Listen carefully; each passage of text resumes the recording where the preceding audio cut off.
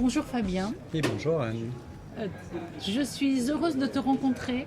Enfin. Je suis heureuse de te parler. Parce que tu étais je t'ai rencontré plusieurs fois lors de soirées ou lors de différentes manifestations. Et comme tu m'as dit précédemment que tu avais une certaine timidité, j'ai dû la sentir et j'étais intimidée de te bousculer peut-être et je n'ai pas osé. La seule chose, à chaque fois je disais oh mon Dieu, mais pourtant j'ai vu y porter de beaux bijoux. Et c'est pour ça que Fabien aujourd'hui me fait l'amitié de venir parler, c'est que nous allons parler de ces bijoux. Pourquoi ? Il faut que je vous mette dans le contexte. Fabien a cette chance de porter de beaux bijoux avec des beaux volumes, ce qui obligatoirement tombe dans mon œil et obligatoirement, même dans la rue, je l'ai interpellé grâce à sa bague. Donc voilà, vous dire à quel point potentiellement je peux ne pas vous voir. Et de dos en plus. Et de dos. Et je t'ai interpellé de dos en disant Fabien parce que j'ai reconnu ta bague, la lapis que tu portes. Et Tanzanite. Voilà. Tanzanite. Donc en plus c'était une autre. Donc la tanzanite, et je me suis dit non mon Dieu, ça ne peut être que lui qui porte ce genre de choses. Donc j'ai fait mon introduction et nous allons avoir une discussion qui va être pour mon plus grand bonheur, nous allons parler de bijoux XXL, de la manière dont les hommes et dont toi tu portes le bijou, parce que je te trouve assez unique dans ça. Merci. Et donc c'est ça, parce qu'en règle générale, nous avons déjà eu une pré-discussion en disant oulala, de temps en temps les bijoux pour hommes, c'est un peu... Un peu trop classique, un peu trop rébarbatif, un peu trop facile. Voilà, il y a plein d'adjectifs. Voilà, c'est ça. Tu as les bons qualificatifs qui ne me venaient pas naturellement et politiquement corrects dans ma bouche. Mais là, tu l'as dit. Donc, je vais te laisser te présenter avec une question, moi, qui m'interpelle toujours et qui est la seule et l'unique question que je connais, c'est comment est-ce que la joaillerie ou la gémologie a rencontré ta vie ? Alors, donc je m'appelle Fabien, j'ai 49 ans, je ne suis pas du tout du milieu, mais grâce à une expo au Grand Palais pour l'exposition de Bulgarie en 2010, j'ai découvert la joaillerie, la haute joaillerie, et je me suis pris une immense claque. Et je me suis dit, mais waouh, qu'est-ce que c'est beau! Parce que j'en avais vu dans les magazines, j'en avais vu à la télé... Place Vendôme, mais pas d'aussi près, pas avec autant de pièces, pas autant d'histoires. Et là, je me suis dit, ouais, ça me plaît. Et puis, on voyait les reflets dans les vitrines, on se disait, ah bah tiens, ça autour de mon cou, ça peut être sympa. Ah, tu joues à ce jeu-là ? Oui, bah, bien sûr, on fait la photo qui va bien. Pour bien cadrer, pour voir si le collier pour émaler parfaitement. Et voilà. Et dans les mois qui ont suivi, je crois que j'ai contacté le directeur d'une école qui n'existe plus, d'une école de joaillerie, mais qui ne m'avait pas donné les réponses que j'avais envie d'entendre ou qui ne m'avait pas accroché. Et j'ai oublié ça pendant quelques temps. Il y a eu d'autres expos et puis on fait un gros bond dans le temps, on arrive au Covid. J'avais contacté Fabienne de l'école des Gemmes aussi pour faire une formation avec elle. Mon boulot ne me permet pas d'avoir des cours, des horaires précis tout le temps. Donc on n'avait pas donné suite. Arrive le Covid, on est arrêté, mis en chômage partiel. Je recontacte Fabienne et paf, ça colle. Et je peux faire l'initiation avec elle pendant 3 mois. Et là, grosse révélation. J'adore les gemmes, mais pas suffisamment pour poursuivre le diplôme. Juste comme une curiosité. C'était la curiosité, je voyageais beaucoup, je commençais déjà à m'y intéresser, j'en avais acheté quelques-unes, mais je sais qu'il y a beaucoup de fausses gemmes qui existent et je voulais avoir des bons conseils pour éviter de moins me faire arnaquer, pigeonner, même j'aurais tendance à dire. Et puis voilà. La formation se fait, je rencontre de très belles personnes. On était un petit groupe de 4, on était privilégiés. Ah oui, c'est mini. Oui, on était un tout petit groupe, c'était les cours du jeudi. D'accord. Donc on passait la journée chez elle, donc c'était super sympa. Et grâce à cette formation, j'ai rencontré des joailliers, des bijoutiers. Et, euh, et là, je me suis dit, bah tiens, pourquoi pas. Donc ça veut dire qu'avant, ne te venait pas l'idée de tes bijoux que tu portes, ou tu n'étais jamais, tu n'avais jamais fait faire quelque J'avais chose. fait faire des bijoux, mais en gros, je voyais un bijou qui me plaisait, Ok. j'en voyais deux, trois, je faisais un mélange des trois, Mhm. et on obtenait la pièce. D'accord. Voilà, Ok. c'est comme ça que ça se passait. C'était une fois par an, parce que du coup, on passe par un joaillier, de l'or, les Ouais, pierres ouais, qu'on paye le à des cursus, prix. ouais. Exactement. Financier, Donc, exactement. Donc du coup, voilà, je me faisais un plaisir par an, mais ça n'allait pas au-delà. Et surtout, en fait, il faisait ce que moi je demandais. D'accord. Il n'y avait pas de valeur ajoutée, il n'y avait pas de contre-proposition, mais non, ça ce serait mieux. Et du coup, bah, c'était bien, mais ça a fini par, je ne vais pas dire me lasser. Ce Mais serait quand pas même. terrible, mais en gros, voilà, c'était moi qui décidais, ils faisaient ce que je leur demandais, ça n'allait pas plus loin. Pas de proposition de pierre, il y avait rien, donc c'était quand même très limité. Pourquoi? Je pense tout simplement parce que pas l'habitude de faire des bijoux pour les hommes. C'est ça. Et du coup, en fait, ils retransformaient ou ils me faisaient des propositions de bijoux féminins qu'ils masculinisaient ou en grossissaient la pierre ou la monture, mais il n'y avait pas de création à proprement parler. Ok. Ce qui est surprenant, parce que quand on te voit, on a là tout de suite on a tout de suite la vision de toi, de tes bijoux. Il y a presque une identité. Enfin, Dès le moi, départ, en fait, voilà. les bijoux que j'ai fait faire, ça venait uniquement de moi. Ok. Voilà. Donc, Et- c'était déjà ma vision du bijou Ok. que Donc- j'espérais. Donc cette formation se fait. Cette formation se fait, le temps passe, on est encore en chômage partiel. Et alors, il faut dire que je ne suis pas du tout doué de mes 10 doigts. Mais c'est Non, important. j'avais du mal à planter un clou, mon père ne m'a jamais rien demandé à ce niveau-là. Et j'avais beaucoup d'heures de fongécif, de CPF maintenant. Et je me suis dit, pourquoi pas tenter une formation à la HEJ, parce qu'ils font des winter ou des summer de cire, de sertissage, de toutes sortes de pratiques joaillières. Et du coup, je me suis dit, bah tiens, on va tenter. Et j'ai tenté avec la cire. Et à ma plus grande surprise, bah, j'ai réussi à faire... Et qu'est-ce qui te surprend? C'est que tu arrives à faire quelque chose qui ressemble à ton idée, ou ou tes mains déjà arrivent. d'arriver à manipuler mes mains. Ah oui. Voilà, de leur donner des ordres et que ça fonctionne, que ça matche.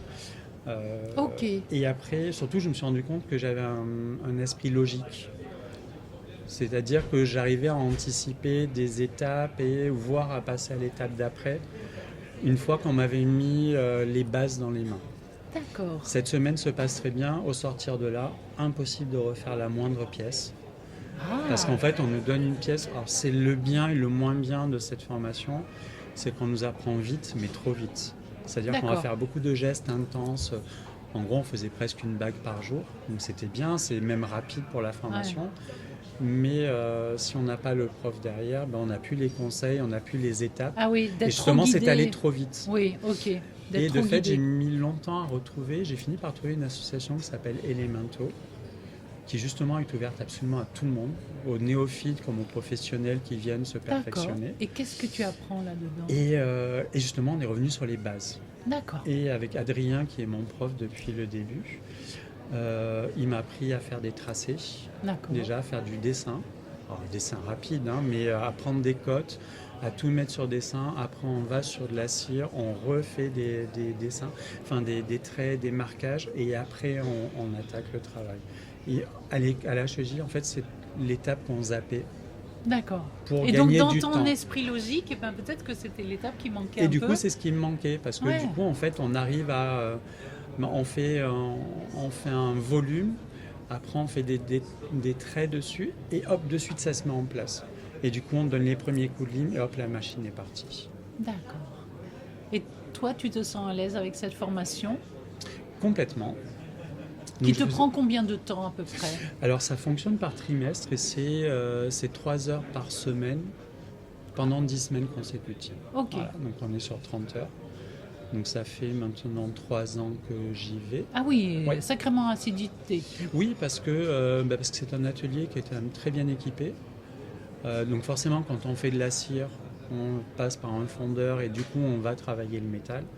et il y a tout sur place. Donc, comme je ne suis pas professionnel, je n'avais pas forcément de l'outillage à la maison. Maintenant, je me suis équipé. Mais tout le monde n'a pas la possibilité d'avoir un petit établi à la maison. Oui, et c'est pourquoi il y a beaucoup de personnes qui continuent les cours justement pour avoir accès à un atelier, bien. à un établi, au matériel, des postes de soudure. C'est bien comme et du coup, concept. en fait, on travaille en toute autonomie. Après, on a toujours un prof qui est là pour nous guider, pour nous conseiller, pour rattraper les éventuellement bêtises qu'on peut faire. Mais voilà, il y a toujours ce garde-fou qui est derrière nous. D'accord. Ok. Je connaissais pas du tout. C'est la première fois dont on me parle de cette formation. Et pourtant, elle évolue bien, parce qu'au début, on a déjà changé 3 fois de locaux. Alors, dans la même rue, à chaque fois, c'était très bien. Et c'était des cours de 5, après on est passé à 6, et là on est 8. Et tous les cours sont complets. Donc il y a de la cire, du métal, il y a vraiment toutes les spécialités qui sont abordées, du certi. Donc c'est vraiment très très intéressant. Et ouvert à tous. Tu me donneras les coordonnées, comme ça on pourra aussi en parler très ouvertement. Volontiers. Et donc ces cours-là, est-ce que ça te donne un peu les ailes dont tu as besoin, ou la sécurité? Totalement. C'est ça. Ouais. Parce que j'ai eu la chance de tomber sur... J'ai commencé avec Andrea, qui est la directrice de l'école, mais elle était dans un cours qui était déjà très pointu. C'était beaucoup de pros qui venaient pour perfectionner, pour affiner. Donc j'étais un peu à la ramasse et du coup presque dans complexé. Un niveau supérieur. Ouais, presque complexé. Et du coup j'ai migré sur le cours d'Adrien qui lui attaquait son cours, c'est la cire. Du coup tous les élèves étaient des débutants. Donc on a tous attaqué au même niveau. Et là zéro complexe. Et puis les encouragements, j'étais le seul gars de la bande. C'est essentiellement féminin.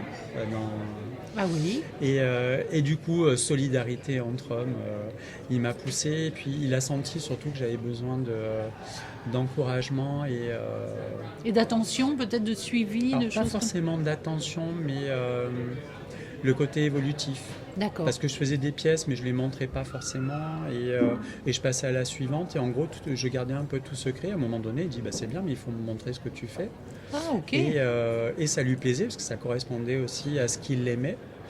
Et de fil en aiguille, voilà, il m'a encouragé à montrer plus, à oser plus, à faire plus gros. Ah, génial. Et oui, c'est pour ça que mes bagues pèsent en moyenne, et encore je l'ai fait en bronze. C'est ça. Donc elles pèsent en moyenne entre 30 et 40 grammes. Les bracelets, on est entre, pour le plus fin, je crois que celui-ci ça doit être le plus petit, à 80 grammes et on monte jusqu'à 120. Les pendentifs c'est pareil, les broches c'est pareil. Voilà, j'ai tendance à aimer le gros. Le volume. Le volume, pas forcément du clinquant, non. mais Alors, du volumineux. Alors c'est ça qui est très surprenant. Fabien, autant rentrer dans le vif du sujet, c'est que c'est pas clinquant doré, c'est juste qu'il y a un volume plus important dans la pierre et dans le modèle. Mais moi, ce que j'aime bien, je ne sais pas si tu en es conscient, c'est qu'il y a une belle proportion.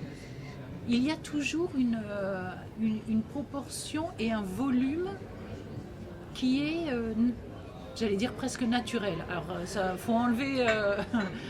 Parce que je fais pas un énorme travail de recherche avant d'attaquer le bijou, mais comme j'aime bien aller à l'essentiel et avant d'attaquer une cire ou un bijou, je prends toujours une feuille de papier, je fais des petits découpages. Okay. Si je fais une broche, je la plaque sur mon torse ou sur le vêtement pour voir quel serait le volume à ne pas dépasser, pour que ce soit joli sur le vêtement, pour pas que ça dépasse, pour pas que ça accroche, pour pas que ce soit dangereux.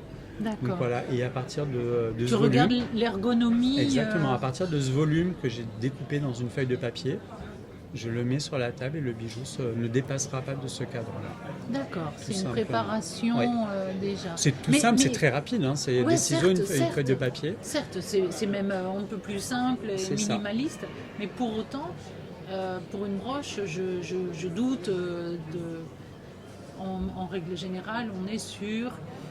Dans mon œil, 5 cm de hauteur, nanana. Je crois que ma toute première, oui, on devait être dans ce cadre-là. Et après, ça a légèrement dérapé. Voilà, c'est ça qu'il faut dire. C'est que tout est volume. Mais en moyenne, c'est... la plus grande, c'est une fleur. Je crois qu'elle doit être sur 10-15 cm. Et en moyenne, ouais, c'est 10 cm. C'est Je ça. fais attention au poids, par contre. Ok, mais c'est pour ça C'est que un tu élément. travailles. Ouais. Je travaille le bronze essentiellement. Je connais pas beaucoup de gens qui travaillent le bronze. Fabien, quelle est pour toi par rapport à l'or que tu connais peut-être aussi, Alors, j'ai jamais travaillé l'or. Non, t'es Comme je vraiment ne suis sur- pas pro, justement, je n'ai Ouais. pas le droit. Les seuls métaux qu'on m'autorise, ça va être le bronze et l'argent. Et le laiton, bien évidemment. Mais, D'accord. Et donc, quand tu travailles ces matières-là, comment tu fais? Parce que ça, je connais pas. comment je fais? Alors, le bronze, c'est un métal qui est un peu plus dur à travailler, mais que je trouve très agréable parce qu'on arrive à le patiner facilement. Quand on recule les pièces, quand on les chauffe, il prend une couleur qui ne sera jamais la même. D'accord. Donc en gros, des fois, je me contente de ce qu'il va me donner. Parce que je vais le chauffer, il va prendre une couleur caramel qui va être très jolie, ou il va devenir assez noir, ou il peut rester un peu rouge. Et alors des fois, ça sort un peu du cadre que je m'étais fixé au départ, mais je me dis que c'est le métal qui m'offre D'accord. ça. Tu Et du restes coup, je avec un compose. regard nouveau Exactement. sur. Alors, accessoirement, je patine des fois de temps en temps avec une touche un peu marron ou un peu chocolat, mais Avec une patine, comment oui, avec tu des fais patines, Des ouais, patines. ouais. D'accord. Que j'applique au pinceau ou au coton-tige et du coup D'accord. en fait ça colore quasi instantanément le métal et après on peut le retravailler pour l'éclaircir ou faire des jeux de texture avec, donc ce que je trouve très agréable. D'accord. Donc, dans ton esprit, tu as déjà cette base d'ouverture sur les différents métaux, sur les choses comme ça, sans pour autant avoir joué avec l'or. Et donc, le jour Non, où tu parce joues que- avec l'or. Non, parce que ça ne m'intéresse pas, parce que t'intéresse pas. non, mais alors pas du tout.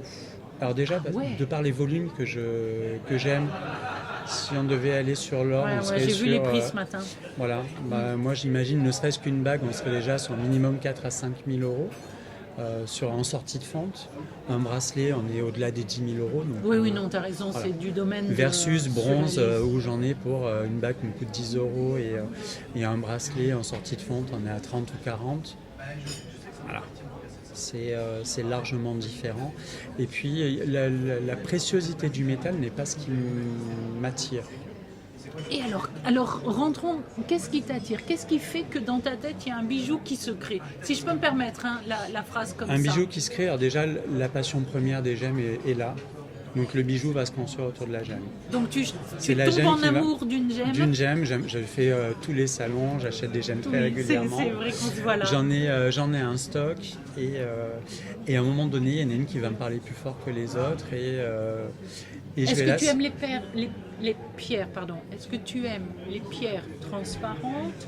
Est-ce que tu aimes les pierres translucides? J'ai de tout. Tu as de tout. J'ai de tout. Pierre, coup de cœur, j'achète. Si c'est dans mes moyens, bien évidemment. Mais chaque Mais pierre est pareil, unique. volume. Ouais. Alors j'achète des petites pierres aussi. Ouais. Je me suis dit quand même Qu'est-ce que c'est une petite pierre pour toi? petite pierre, c'est 1,5 carat, Ok. 2 carats. Ouais, ok. Après, voilà, comme tout le monde ne le sait pas, j'ai quand même des gros doigts, donc voilà, j'aime ça. Mais je me dis, petite pierre, plus petite pierre, plus petite pierre, côte à côte, ça peut être aussi sympathique. Tout à fait. Il y a des. J'ai acheté une quinzaine de spinels entre 1,5 et 3 carats, et je me dis, l'ensemble peut faire quelque chose de... Selon la couleur, le dégradé de couleur, ça peut faire des ouais, c'est très ça. jolies choses. Là, on est d'un Winston gris a une assez- parure oui. comme ça. On est sur du gris, on est sur un gris très clair qui va monter jusqu'à presque du noir. Et il y a toute une palette, toutes des nuances qui sont assez sympas. Et voilà. D'accord. Ça fait quelques temps que je les ai, j'attends d'en avoir quelques-uns supplémentaires Pour voir ce qui peut se passer. pour que se dessine un projet. Ouais.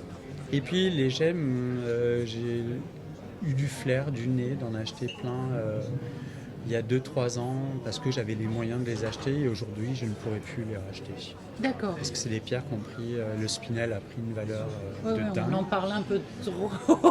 Oui, on va c'est dire. ça, la tourmaline c'est pareil, j'ai acheté énormément de Tourmaline, tourmalines. personne ne le connaissait. Mais oui, mais maintenant les maisons les utilisent, donc du coup c'est arrivé dans le... Donc oui, depuis que les maisons ont ont décidé, utilisé ouais. les tourmalines dans leur parure de haute joaillerie, du coup c'est arrivé dans le vocabulaire commun et Ouais, exact. c'est une pierre que l'ensemble des joailliers maintenant proposent, Et dans un panel de couleurs pareil, où ils vont chercher qui est des. dingue, Voilà. qui est dingue. Et oui, ils ont les moyens aussi de trouver les jolies choses. Ce qui fait qu'à la finale, tu peux être un peu plus embêté. Exactement. Et donc voilà, donc après c'est ce mélange de tout ça, tout se met là autour. Alors je vais avoir des périodes broches, je vais avoir des périodes bagues, bracelets. Voilà, ça Moi, se j'aime mixe. assez tes bracelets parce qu'ils ont un côté manchette. Alors ça en fait ça a été un gros travail de feignant. La cire que j'utilise c'est un bloc rectangulaire. D'accord, Et je me suis dit, et si je faisais un bracelet rectangulaire? D'accord. Donc j'ai C'est coupé, une tricherie. j'ai coupé une tranche. J'ai coupé une tranche de cire, je l'ai creusée. C'est vraiment le tout premier bijou que j'ai fait à la sortie de la HEJ justement. J'ai passé un temps de dingue parce que j'arrêtais pas de le casser. Alors l'avantage de la cire, c'est qu'on peut la ressouder, la recoller en utilisant un petit fer à souder. Et donc c'est le premier bracelet que j'ai fait, que j'ai amélioré par la suite, un peu décalé. C'est ça. Voilà, c'est une série, j'en ai 4 différents, mais aucun n'est similaire. Ah d'accord. Donc c'est ça que j'aime bien. Parce qu'après, faire pour refaire, c'est pas intéressant. Non. Et surtout, en fait, quand je fais un bijou, il est unique. C'est-à-dire que je reviens jamais dessus. Même si c'est un bijou qui me plaît, je le referai pas. Je vais le détourner, je vais le modifier, mais il sera jamais pareil. Pourquoi? Parce que déjà, j'arrive pas à refaire la même pièce. J'ai essayé et je m'y suis heurté. J'aime bien ta franchise. Oui, mais il faut le dire aussi, c'est pas évident quand on fait une pièce comme ça sur l'inspiration du moment. Alors il y en a qui font faire des moules justement pour pouvoir répéter en série. Et comme j'utilise des gemmes qui ne sont pas du tout similaires les unes aux autres, du coup Forcément, je suis obligé de ça... créer une enveloppe pour chacune d'elles. Exactement, et puis même d'adapter la proportion sur les volumes, Exactement, parce sur qu'une les pierre va être plus profondeurs. cuirassée qu'une autre, il y a Exactement. tout qui rentre en ligne de compte. Et de fait, voilà, je vais faire des variantes, mais il n'y aura pas d'édition similaire. Ta première pièce qui a été réalisée? Le fameux bracelet. Ah, bon. Alors, On va regarder. on va ouvrir les boîtes, on va découvrir au fur et à mesure. Hein, donc, alors ça, je crois que c'est des broches. Non, je sais où je l'ai mis. J'adore les boîtes. Le premier bracelet, le voici. Ah voilà, ça C'est le tout premier qui a été cassé, recassé, recollé. Avec une tourmaline. Tourmaline. Ouais, bicolore. Une belle tonalité. Mhm.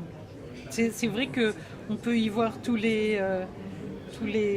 Ah oui, on voit beaucoup les coups de fraise, on voit tous les défauts que j'ai appris à gommer. C'est beau, hein, tu as temps. raison, le bronze est une... Je comprends qu'il y ait des artistes qui travaillent cette Et là, matière-là. là, il est au naturel. D'accord. Là, j'ai rien fait dessus. Celui que j'ai au poignet, c'est le seul que j'ai laissé en couleur dorée. D'accord. Parce que je trouve qu'avec la citrine qui est dessus, ça rendait plutôt pas mal. Tu sais que c'est rare, j'aime peu les citrines parce que je trouve que des fois on leur donne... Enfin, elles n'ont pas la... Mais c'est vrai que je dirais que tu as un beau... Tu as une belle approche des gemmes. J'aime bien l'approche que tu as parce que entre le volume, le reste, ça me plaît parfois, bien. une gemme va être pas forcément intéressante. La citrine, je ne veux pas la vulgariser, mais c'est pas forcément pareil une pierre vers laquelle je me serais tourné, mais c'est un copain qui me l'avait offerte. Et je l'ai gardé longtemps, je ne savais pas quoi en faire. Et en fait, ce bracelet-ci, cette monture-là, c'était un raté. D'accord. J'avais prévu pour une autre pierre, mais qui ne rentrait pas dedans. Et j'avais gardé la cire. Et puis j'ai retrouvé cette citrine, je l'ai mise dessus, elle rentrait quasi parfaitement. Ah, comme quoi tu l'avais presque dans l'œil. Exactement. Et du coup, ça a donné cette moulure du bracelet. D'accord. Donc, qui est la deuxième version en décalage. Est-ce que tu as pensé à faire des volumes plus en longueur sur cette... Je les ai faits, mais ils sont toujours en cire. Ils sont toujours OK. Ouais. Parce D'accord. qu'en fait, je crois que celui-ci, avant de le faire fondre, donc le tout premier, j'ai dû attendre plus d'1 an. Ah oui? Je connaissais personne. Après, OK. Et oui. Je Alors, connaissais il faut pas dire, encore les voilà. fondeurs, je connaissais pas toutes les étapes en fait de l'après. Donc D'accord. les cires que j'avais faites à la Haute École de Joaillerie, pareil, je les ai gardées pendant 1 an à la maison. parce que je savais pas. Enfin, on nous disait qu'on pouvait aller chez un fondeur. Oui, mais enfin, ça se trouve pas non plus tout de suite comme ça. On nous donne dans les Paris. adresses, mais après il y a le côté. Je suis très timide, donc avant de rentrer chez quelqu'un, c'est très compliqué pour moi. Et puis, n'étant pas professionnel, j'avais peur aussi qu'on me dise, écoute, non, tu n'es pas professionnel et la porte c'est de ce côté. J'aime pas trop cette phrase-là, Fabien, quand tu le dis dans ta bouche, parce que je trouve que tu fais de. Mais des le choses, premier fondeur chez qui je suis allé, c'est ce qu'on m'a dit. Ah merde. Et oui. Pardon. Voilà pourquoi j'ai eu. Et donc du coup j'ai mis. Toutes mes excuses. Il n'y a parce pas de problème. Non, mais je m'excuse pour lui, quoi. Enfin, je veux dire, non, c'est bête de. J'étais déjà chez de perdre. Elemento et on nous avait donné une adresse d'un fondeur dont je ne citerai pas le nom. Et quand j'y suis allé, elle me dit mais non, je ne connais pas cette association, veuillez sortir, monsieur. Ok. Bon. Voilà. Heureusement, on m'avait donné le nom d'un deuxième fondeur qui était juste à côté. Et là, j'ai été merveilleusement bien accueilli. Donc, toute différence. Voilà. D'accord. Montre-moi d'autres merveilles. Alors, donc voilà pour les bracelets. Alors, Parce que ma moi, c'est première ça. broche. Ah. La Ce que toute tu première. sais, ce qui est assez incroyable, c'est cette. En plus, j'adore parce que sur fond noir, ça donne magnifiquement, mais bon, ce n'est que mon avis. Parce que c'est ça qui est surprenant avec toi, c'est la capacité que tu as en étant assez amateur, néophyte et autre chose comme ça. C'est que pour autant, il y a un sacré. Travail. C'est l'avantage de la cire en fait. J'avoue que je défends cet art parce qu'il est très intéressant. Tu crois que c'est ça et c'est pas ta pince? En fait, en cire, je fais plein de pièces qui n'ont rien à voir les unes avec les autres et à un moment donné, on les assemble. Ouais. Et on se dit, mais c'est super beau. Ouais, c'est ça. Et alors qu'en fait, c'était juste, on va dire, parti pour un pendentif et l'autre, c'était un exercice que j'avais fait justement pour arriver à maîtriser une texture. Et en fait, les deux pièces, par le plus pur des hasards, se rapprochent. Et l'une sur l'autre, on se dit, c'est sympa. Il y a un côté presque géométrique. J'aime beaucoup ça. Voilà. J'aime on beaucoup est dans le bijou côté art déco. Géométrique, des formes qui sont des lignes, qui ont une droiture, un angle très travaillé, même si l'angle n'est pas parfait. Ah, mais moi, il n'y a rien de parfait, je ne veux pas de perfection.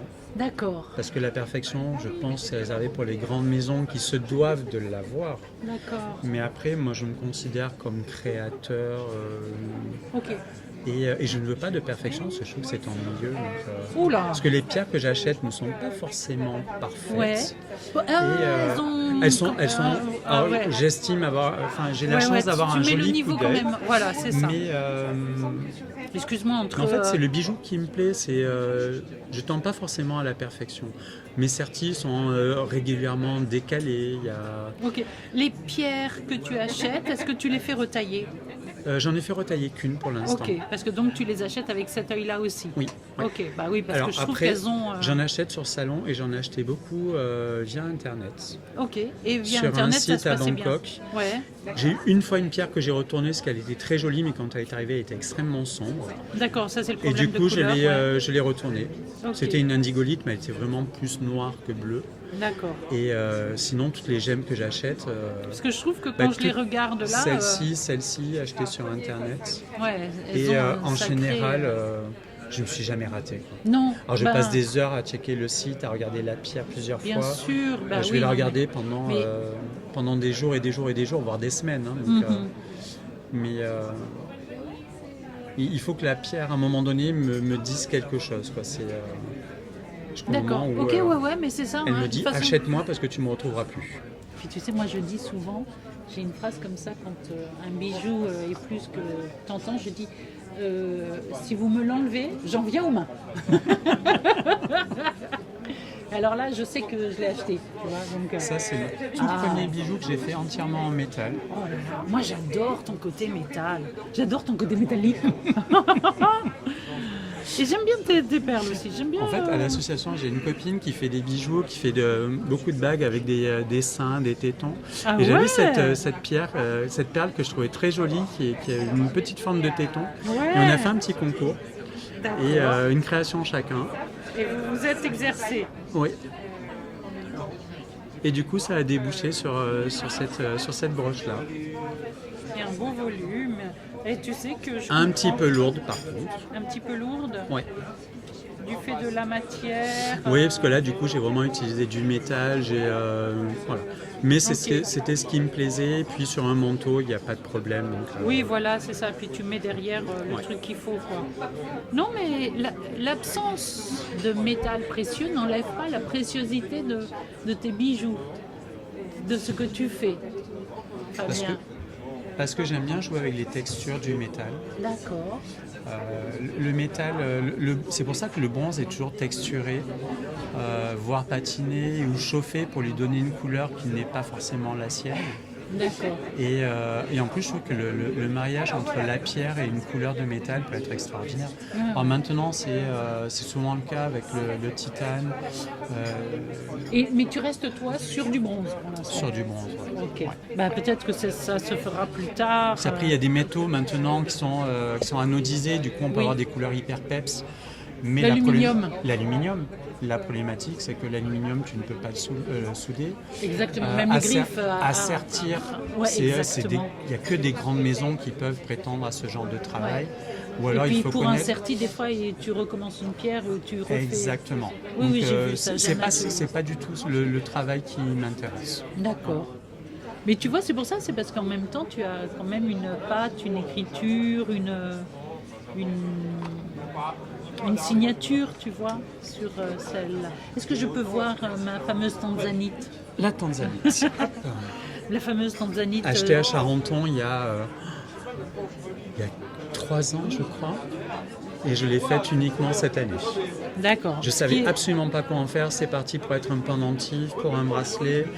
Une Tu première t'étais- ébauche de bague, mais qui ne me plaisait absolument pas. Ce que j'aime dans cette tanzanite, là, sur les côtés, on a l'impression d'y voir le reflet du bronze dans cette, avec cette lumière et cette patine.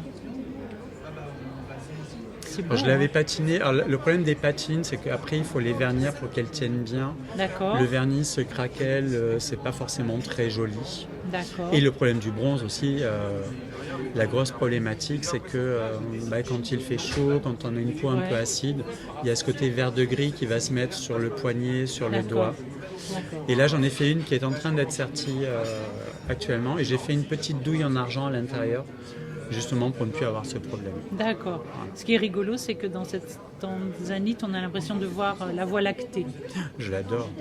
Est-ce qu'on est En, OK en lumière sur le fait naturelle, c'est une voie lactée, il y a du violet qui vient Mon s'y Dieu, mêler. oui. Elle est Ah très oui. très belle.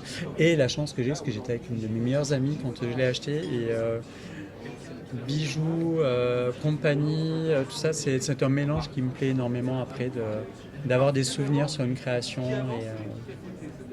Elle est d'une beauté. Tu vois, je te dis, on a l'impression d'avoir un ciel étoilé. Alors après, elle est super incluse, c'est pas la perfection du tout. Non, mais Mais tu elle- sais, les inclusions, enfin, comme on vient des mêmes endroits, l'inclusion n'est pas un défaut. Ah, pas du tout, Voilà. pas du tout. Donc, Alors on fait après, partie. dans les tourmalines, je les préfère bien clean. Mais après, dans toutes les autres gemmes, il n'y a aucun problème. Au contraire, je trouve que c'est le petit plus qu'on n'en trouvera pas forcément ailleurs. Très bien, dis donc. Et est-ce que tu suis toujours ces cours? Est-ce que Toujours, tu es encore et toujours. Alors, donc ce projet, tu le suis à long terme. Tu as une vie professionnelle à part, de ce que je comprends. Complètement. Et tu fais ce programme de presque, on va dire, une fois par semaine. Une fois par semaine, c'est ça, Voilà. c'est mon rendez-vous incontournable. Et en fait, j'arrive pas à en partir parce que j'ai eu pratiqué, j'ai fait de la calligraphie, j'ai fait plein de passe-temps, que je qualifie de passe-temps, mais à un moment donné, on arrive à une maîtrise de la technique et il n'y a plus d'évolution. Ah, Or, la joaillerie, je crois qu'on n'a Est-ce pas que- suffisamment d'une vie, de 2 vies, de 3 vies pour Pour maîtriser aller- tout ce qui peut exister. d'accord. Et c'est cette créativité qui te remplit, en Parce fin qu'en de fait, compte. il n'y a pas de fin. C'est Il n'y a ça. pas de fin, il n'y a pas de limite. Et est-ce qu'elle t'apporte pas dans des domaines différents? Parce que ton collier, tes bagues, les bracelets, est-ce que c'est pas multipotentiel à chaque fois de créer, de développer un univers à toi? Oh, clairement. Après, je suis, malgré le fait que ça fasse encore 3 ans, je me disperse encore un peu. J'ai un univers, j'ai des pièces qui sont reconnaissables, Oui, mais je dérape très facilement. Qu'est-ce que c'est un dérapage chez C'est toi? déraper, là je suis sur du floral, donc j'ai fait une broche Oui. en orchidée. Voilà, lubie du moment, j'avais une orchidée devant moi à la maison. Alors, laisse-moi te poser. Je vois l'évolution sur ton Insta avec cette orchidée et je me posais la question est-ce que c'est un objet pour lui-même ou qu'est-ce que c'est? J'arrive pas à l'identifier moi quand je. Alors initialement c'est une broche, donc je l'ai fini hier D'accord. soir, c'est une broche, mais on peut le qualifier d'objet aussi. Tu vois, j'ai C'est un trouvé bijou que qu'on porte ou pas. c'est Parce ça. qu'au final, sur une table, ça peut faire une pièce, Parce que une j'ai jolie trouvé table, qu'il y ça peut avait faire un une très pièce beau sympathique. volume. Ouais. Il y avait un très beau volume. Il y avait une belle forme. Et moi, à un moment donné, j'étais un peu perdue. Parce que d'abord, j'avais pas les proportions là, quand on les voit comme ça. Et je me suis dit, mon Dieu, ça peut être un bel objet. Je sais pas ce qu'ils vont en faire, mais déjà, elle est comme ça. Il faut dire que 90% des bijoux que je fais n'ont quasiment jamais été portés. Voire par moi, voire par personne. Okay. En fait, le plus grand plaisir que j'ai, c'est d'acheter une gemme, de lui donner un écrin et de les regarder de temps en temps. Après, les porter, malheureusement, j'ai pas suffisamment de doigts, de mains et d'oreilles et de revers de poche. Le dernier coup de cœur, on porte le dernier coup de cœur souvent et on et remet... rarement. Je porte très rarement une création quand elle est faite. Je vais la laisser maturer parce qu'en fait, comme j'ai travaillé dessus, en fait, je l'ai trop vue. Ah, ça, par contre, c'est et il n'y a un pas truc forcément très joyeux. il n'y a pas forcément le plaisir immédiat de la porter. Ouais. Et en fait, il faut que je l'oublie pendant un certain temps. Et à un moment donné, je vais... Tu vas la redécouvrir. Oui, c'est ça. Et hop, je découvre. Ah ben oui, tiens, j'ai fait ça. Oh mon Dieu. Et c'est le cas souvent des broches. Donc ça, pareil, travail de perles classique. Avec, ouais. C'est vraiment, tu as une nouvelle... J'adore travailler la perle, en fait. Mais oui. C'est une matière qui est tellement agréable à travailler. Est-ce que, alors elle est à l'opposé des formes que tu fais dans tes bijoux, parce que tu as des formes qui sont très avec des lignes, des choses comme ça, Ouais. alors que la perle, de sa forme organique, elle est vraiment à l'opposé, et pour autant, elle se marie tellement bien. Et en fait, le premier travail de perle que j'avais fait, c'était Mon celui-ci. Dieu. Ah, ça c'est magnifique. Je le dis, je me suis très largement inspiré d'une grande maison japonaise.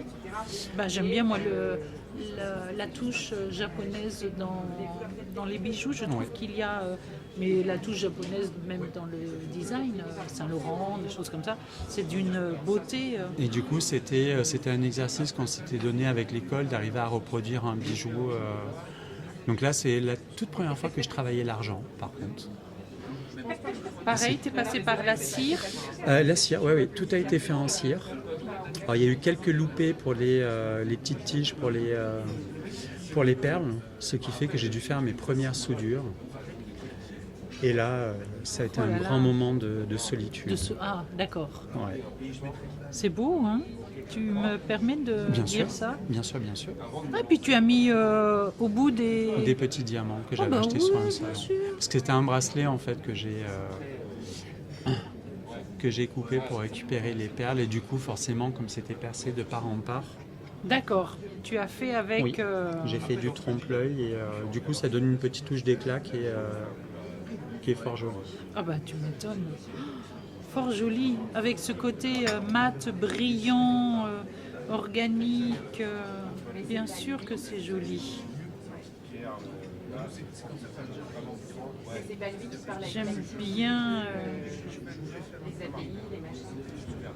J'aime bien cette passion des bijoux comme ça. Je te remercie Je t'en prie. de me faire participer à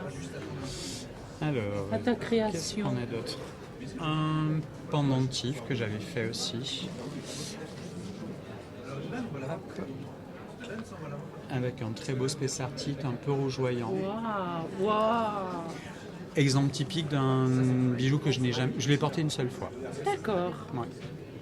Parce qu'en fait, il a ce côté pas parfait, mais qui me dérange moi. D'accord. Notamment la pierre qui n'est pas très bien placée.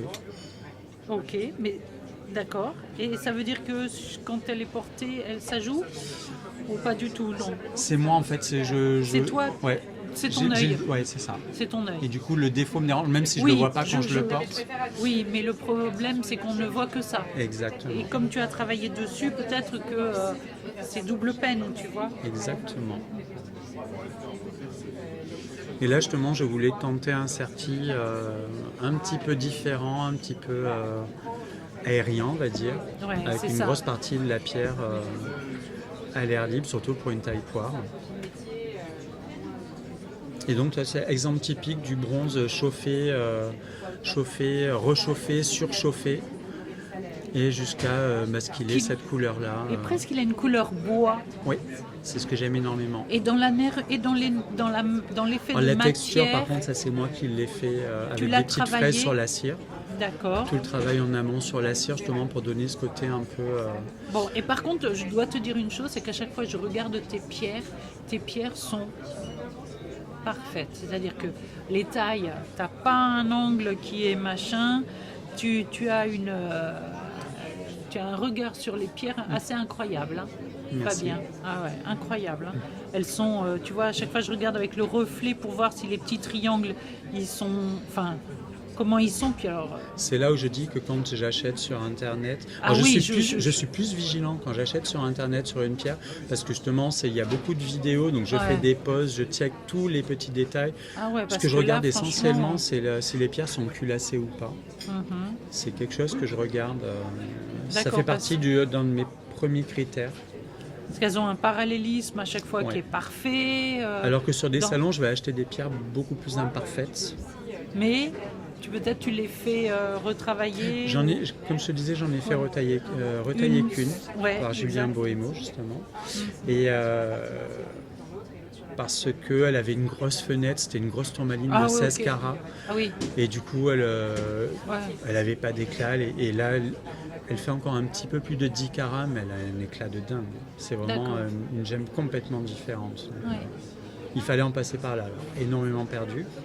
Mais c'est plus du tout, la même gemme. Après, si tu as la possibilité de par contre, ça c'est une pierre que j'ai depuis 4 ans. Oui. Impossible de savoir ce que je vais en faire. D'accord. Mais tu sais, Fabien, moi j'ai eu à une époque, j'avais des bijoux et j'avais des pierres. Il m'a fallu du temps des fois pour trouver le chemin qui menait à une création. Donc peut-être, si je peux me permettre, si j'avais un conseil. Ah non, mais je sais qu'elle est là. Moi j'ai une turquoise qui a mis quelques années à mûrir pour que. Il a fallu que je trouve la personne qui m'aide à en faire. Oh génial! Oh génial! Qu'est-ce qu'il m'a dit ce matin? Qui m'a parlé d'un truc comme ça? Ça, c'est un petit arôme que j'avais fait. Enfin, j'avais fait juste le haut. Je l'avais fait, mais dans les tout débuts avec des feuilles de cire que j'avais trouvées. Voilà. Et on m'avait offert cette perle que je trouvais rigolote, pour pas dire suggestive, où chacun y voit ce qu'il a envie d'y voir. Et je me suis dit, et si on jouait un petit peu? Et si on s'amusait? Quel joli jeu! Tu sais, ça, tu vois bien des fois en corail, il y a des matières qui sont faites en corail. En Italie, ils font avec. Ah, tu veux pas faire le point? Bien sûr que tu vas le faire. Ne t'inquiète pas. Oh, magnifique. Mais vraiment, je suis... Et tu vois, Fabien, c'est ça qui me réjouit, c'est que quand je te rencontrais, je regardais, je scannais tous tes bijoux. Alors des fois, il y a des gens qui disent vous êtes très très proche de moi. J'ai dit oui, mais vous inquiétez pas. C'est juste parce que je regarde vos bijoux. Je regarde vos bijoux. Monsieur, ce n'est pas, ou madame, ce n'est pas tout d'un coup que j'ai un élan d'amour. Loin de là. C'est juste pour vos bijoux que je regarde. J'ai besoin de les voir de près. Ça c'est encore une broche, comme je te dis j'ai une grosse passion broche avec des petits cabochons de tanzanite. Oh là là. Et pareil, la tanzanite, toi tu aimes bien la tanzanite légèrement opaque, assez peu d'ordinaire. Elle est facettée, on veut avoir ce bleu, cette violine très présente. Toi, t'es pas du tout dans ça. Et alors, tu sais ce que j'aime? C'est que tu es dans l'art déco sans en avoir la structure rigide, sans avoir les lignes, les machins et tout. C'est de l'art déco imparfait, on va dire. Ouais, c'est ça. Parce que j'ai beau essayer, alors, je tente des formes arrondies, et en fait, au plus les lignes vont être droites, l'arrondi, machin, et on se dit que c'est ce qui va être facile, et en fait non, c'est extrêmement compliqué. Oui, la facilité ne vient pas de... Là, c'est pas parce que les lignes sont comme ci, comme ça. Et là, en fait, c'est pareil, c'était deux formes. Initialement, c'était une broche qui devait être complètement ovale, et puis ça le faisait pas. Et puis je me suis dit, je l'ai coupé en deux, et puis j'ai fait ce petit carré au milieu, puis voilà, on est arrivé sur cette forme-là.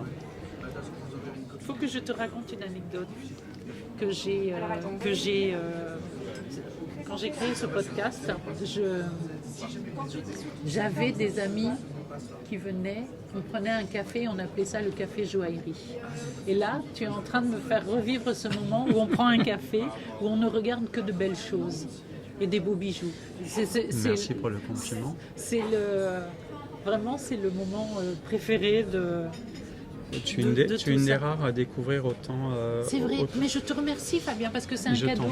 Et surtout que je savais, tu sais, quand on s'est parlé, je savais j'allais te demander de mettre un peu de montrer un peu cette face cachée de toi avec les bijoux. Je savais aussi ta timidité. Je me suis dit mince, tu sais, je suis un peu. C'est pas évident pour moi de montrer mon travail, donc. Merci. Mais oui, peut-être ce serait un regret, Fabien, que j'aurais, parce que franchement, ça vaut la peine. Alors, je donne pas des conseils tu vois, je ne suis que Anne Valta. Mais franchement, quand tu fais de jolies choses comme ça, quand tu crées des lignes, quand tu as l'œil pour les bijoux, les pierres et tout. Je me permets de te dire que ce complexe-là, il va falloir l'évincer. Non, là, c'est pas un complexe. Non, c'est pas du complexe, mais c'est que déjà, j'y pense pas forcément. Je fais pas forcément des photos, des vidéos de mes bijoux. Quel dommage. Mais on est dans les bagues. Wow. Alors là, ça, c'est du lourd. Attendez, excusez-moi, je pose le truc là. Alors, cette bague, initialement, la monture avait été faite pour une pierre que j'avais achetée chez Pia. Une très grosse tourmaline avec une forme assez improbable, qui n'est pas fastée, qui n'est pas un cabochon, c'est une forme un V avec un dôme dessus. Et en fait, j'arrivais pas à la fixer parce qu'elle était improbable. Et donc j'ai acheté cette tourmaline et j'ai retrouvé la monture que j'avais faite en cire. Je me suis dit, essayons. Et en fait, ça a matché parfaitement. J'aime bien ce vert d'un léger couleur lac, eau, très doux. Et en même temps, du fait de la taille, elle donne différentes aspérités dans la matière et dans la couleur. C'est un verre qui est entre... À la lumière naturelle, elle est incroyable. C'est la beauté du truc. Tu en as d'autres ? Oui, bien sûr. Oh là là. Moi, j'avais vu des bagues sur toi, pareil. Qu'est-ce que j'avais vu ? Micro-pierre pour moi. Oui, micro, voilà. On est d'accord. Micro-pierre pour moi aussi. On est sur une petite tourmaline de 1,5 carat, je crois. Tu vois, c'est ça. C'est pas facile. Pas facile de dire ça, mais...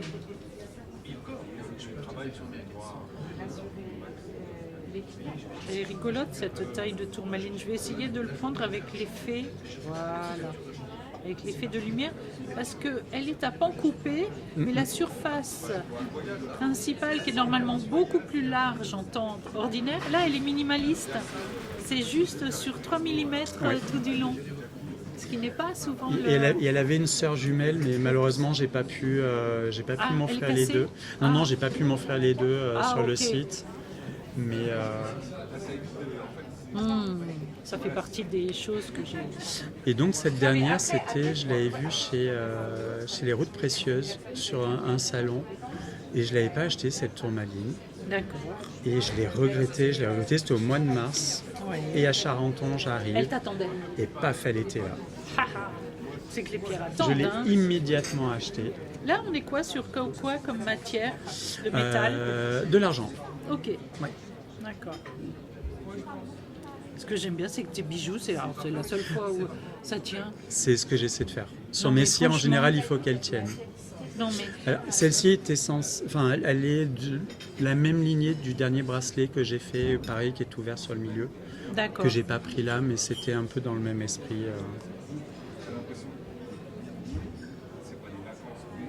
Et j'aime bien quand le bijou tient debout. Presque comme une sculpture. Oui. En plus, ça, il le reflet sur la table, c'est terrible.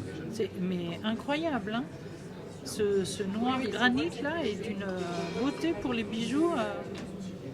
Fabien, puis-je te poser la question? Je vois qu'il y a à l'intérieur, il y a quelques lettres. Mes initiales. Tes initiales.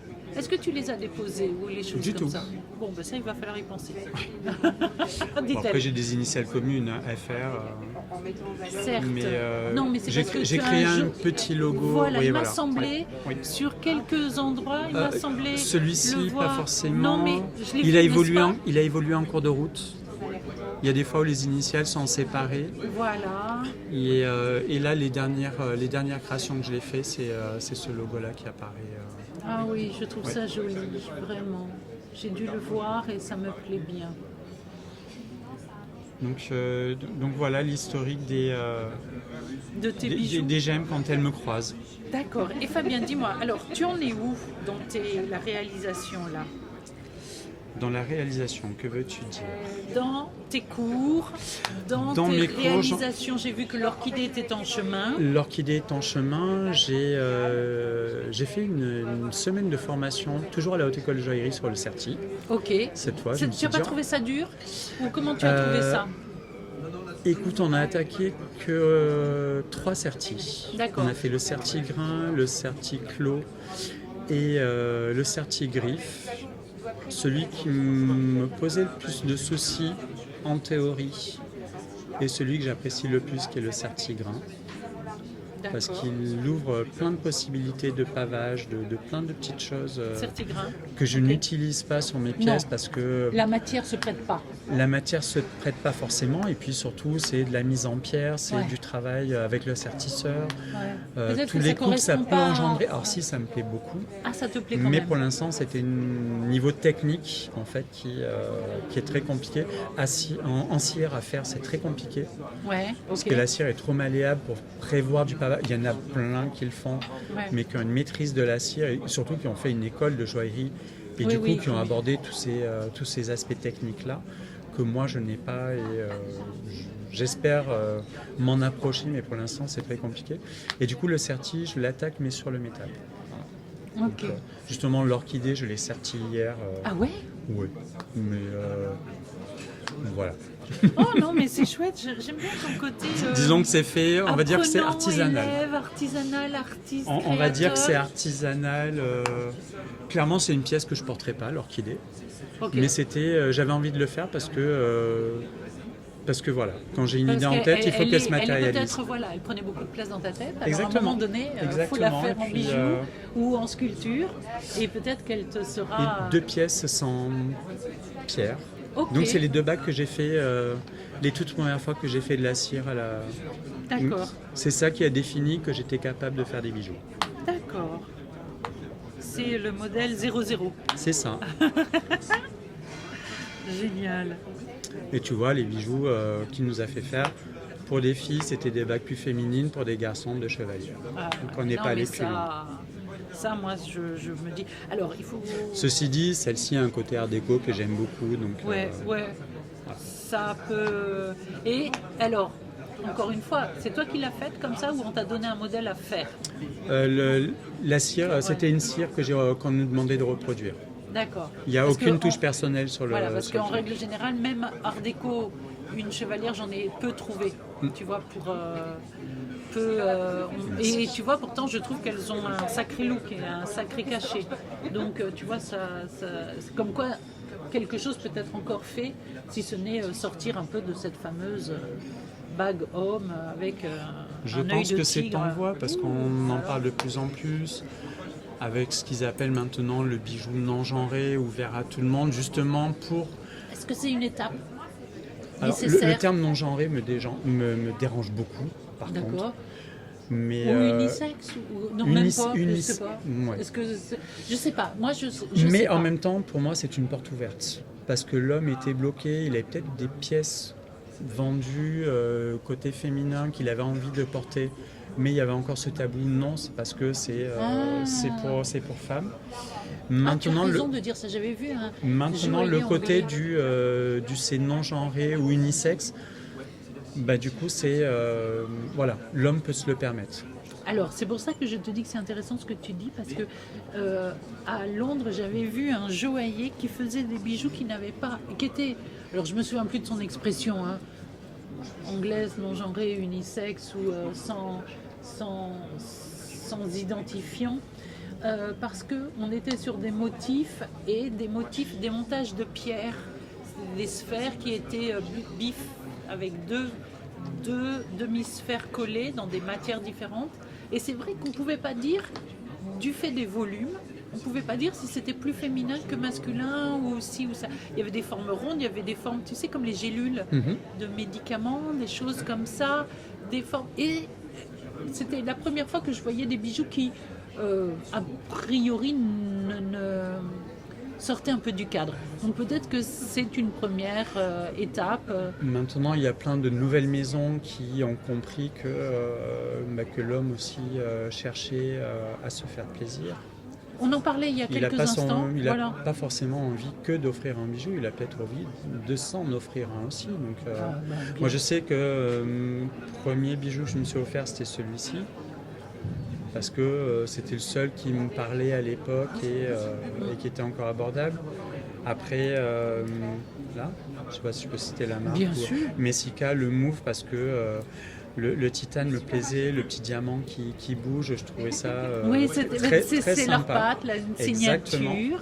Après, ça amenait quelque chose. Voilà, ça c'est le poignet joaillerie des grandes maisons.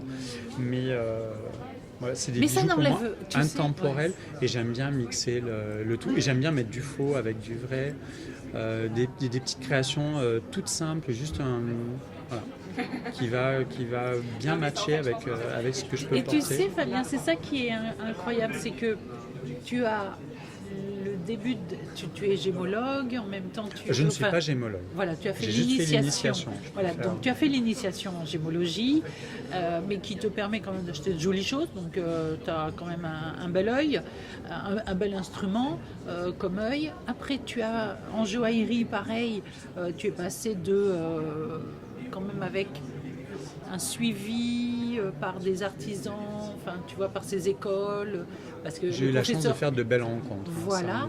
Et donc c'est ça qui est assez, tu es un peu iconoclaste pour moi, parce que en 2 temps, 3 minutes, j'aurais pensé que tu étais joaillier quand je vois les bijoux et que tu portes et que tu fais.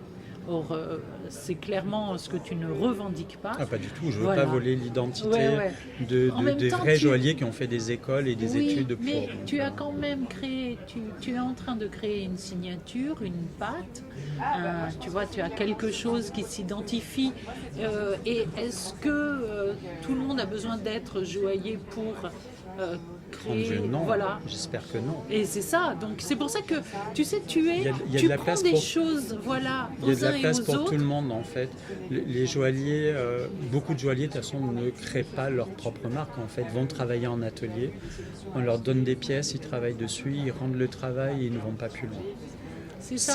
C'est peut-être ce que je regrette dans leur univers, mais après ils n'ont peut-être pas envie d'autre chose non plus. Il y a aussi le côté ouvrier qu'il faut reconnaître. Et il y a le côté en fait, bien. ils ont un savoir-faire, mais ils n'ont pas forcément les idées pour après mettre en pratique tout ce qu'ils peuvent avoir. Ouais. Moi c'est l'inverse, et j'avais toutes les idées mais pas le savoir-faire. Et à force même temps, tu crées à force de ton pratique propre et de tout ce qui environnement. Oui, et du coup voilà, maintenant j'ai un savoir-faire qui n'est pas parfait mais qui est celui que j'aime. Non, ouais. Et puis il va évoluer de toute façon avec le temps. Là ça fait que 3 ans. C'est 3 ans, ça ne fait que 3 ans. Je peux dire que j'ai dans l'œil tes modèles, puisque je te retrouve dans la rue de dos à t'interpeller alors que je te promets dans Paris, sur un trottoir, avenue d'Opéra, La probabilité, la probabilité que ce soit toi est quand même infinitésimale. Je n'oserais même pas le faire autrement. Donc tu vois, c'est ça, je suis...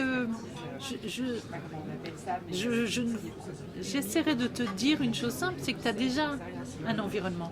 Un peu comme Tournaire a son environnement, comme Vendôme a son environnement, ses créations, ses signatures, cette patte. Toi, en n'étant pas joaillier, ok, d'accord, c'est bon, et c'est ok sur le principe, mais il y a déjà quelque chose. Donc, tu vois, c'est ça qui me... Les deux que tu viens de citer, c'est des joailliers que j'aime beaucoup et je me suis tellement... exercé à faire des bijoux de leur création. Et tu sais que ce sont des personnes qui sont... que j'ai rencontrées admirables. Tournaire, j'avais fait, à l'époque, il avait fait une toute petite initiation de gémologie dans sa boutique. Moi, je crois qu'on est bien avant le Covid, on doit être en 2017-2018 ou dans ces eaux-là. Ouais. Et il faisait des petites initiations de 2-3 heures de gémologie dans sa boutique Place Vendôme. Et j'avais rencontré Mathieu, le fils, qui faisait ces initiations. Il les faisait un coup sur Paris, un coup sur Lyon, je crois, dans leur boutique. Oui, tout à fait. Et donc, ça a été ma première rencontre avec tu vois, comme quoi, les gemmes. Ouais. Comme quoi, tu as déjà aussi un historique. Oui, et en fait... Et pas si lointain que ça, et pas si... il est vraiment très, très crescendo. Donc au début, ça a été... On revient donc sur l'expo Bulgarie où c'est la découverte. Et après, tout s'est enchaîné, tout est arrivé. Et maintenant, se met en place, en fait. Voilà. Peut-être le temps. Peut-être faut-il laisser le temps au temps pour que toi, tu arrives à un niveau que tu je ne prétends pas à un niveau, je prétends juste la satisfaction. Ouais, mais c'est déjà pas mal comme... J'aime pas les objectifs, en fait. C'est quelque chose que je n'apprécie pas parce que si tu l'atteins pas, tu es frustré. Si tu l'atteins, du coup, tu l'atteins. Donc, qu'est-ce qu'on fait maintenant? Et ça, c'est pas quelque chose qui me parle. C'est juste le renouveau, la découverte, la suite logique de tout ce qui doit être fait. Et c'est ça que j'aime, comme je te disais tout à l'heure, c'est qu'en fait, il n'y a pas de fin. C'est-à-dire que tu maîtrises une partie qui te permet d'accéder à une autre étape. Et une fois que tu es sur l'autre étape, tu t'aperçois qu'il y a une ouverture sur le certi, par exemple, ce que je viens de faire. Et hop, tu le prends. Et exactement, et ensuite, en fait, tu es dans une espèce de labyrinthe sans fin, mais où tu te perds jamais. Donc, si tu te perds, malheureusement, c'est peut-être que tu es arrivé au bout d'un chemin. Ouais. Mais moi, je pense que je suis parti pour... Et puis, j'ai la chance d'avoir un entourage qui est... j'ai des copines gémologues qui travaillent dans une grande maison. On est autant passionnés les uns que les autres. Tu berces encore tout dans ce milieu-là. Oui, et en fait, on se rencontre. Et puis voilà, c'est le plaisir de partager avec elle aussi.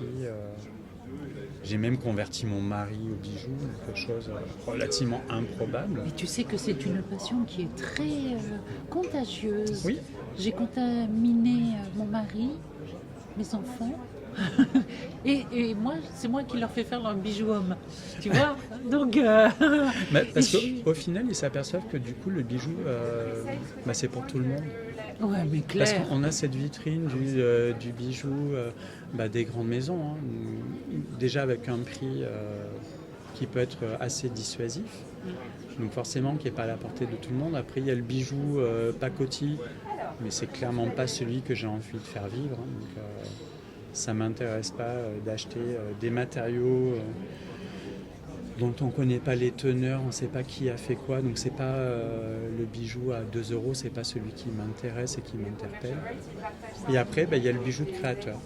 Et là, on est sur un univers infini, je crois. Infini, mais quand même, tu bordes bien, hein, avec des notions assez présentes en gémologie, avec des notions assez présentes en joaillerie.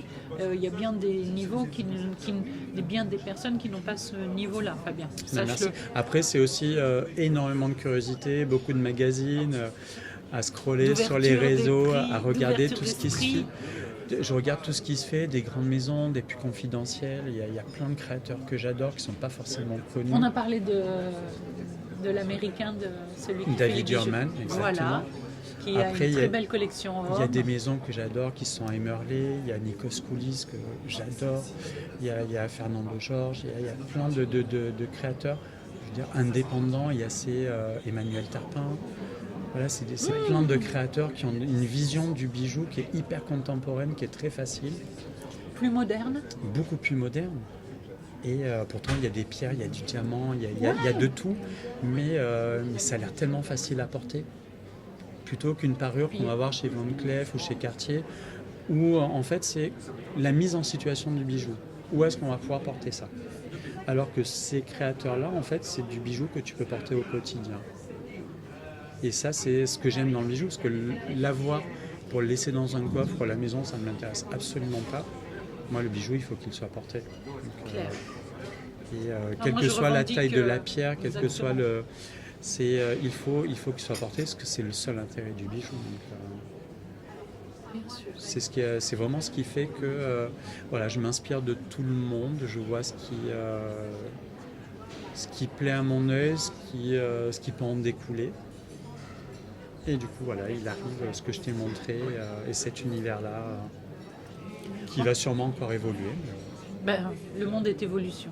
Et Exactement. c'est comme ça que ça fonctionne. En tout cas, laisse-moi te remercier, Fabien, pour le temps que tu as pris à me montrer tes bijoux et la gentillesse que tu as eue de m'accorder de ton temps. Mais je t'en prie, avec le plus grand plaisir. Ben écoute, parce que nous nous sommes rencontrés, nous nous sommes vus, aperçus, mais nous n'avons pas osé discuter plus, alors que là, on est rentré dans le vif du sujet.